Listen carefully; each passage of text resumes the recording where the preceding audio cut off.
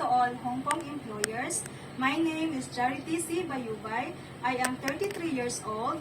I live in Liloan, Cebu, Philippines.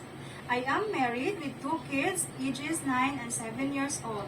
My highest educational attainment is I am a second-year college, took up Bachelor of Secondary Education, major in English.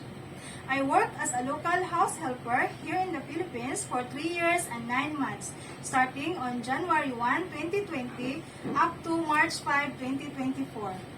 I served 3 members in the family, 2 adults and 4 years old child.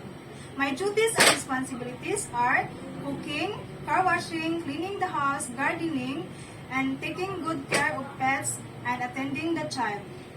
I know how to cook some Chinese food like dumplings, spring rolls, and lumi. To all my prospective employers in Hong Kong, please choose me because I am a hardworking person, loyal and honest to my employers, and I promise that I will take good care of your family. Thank you and have a nice day.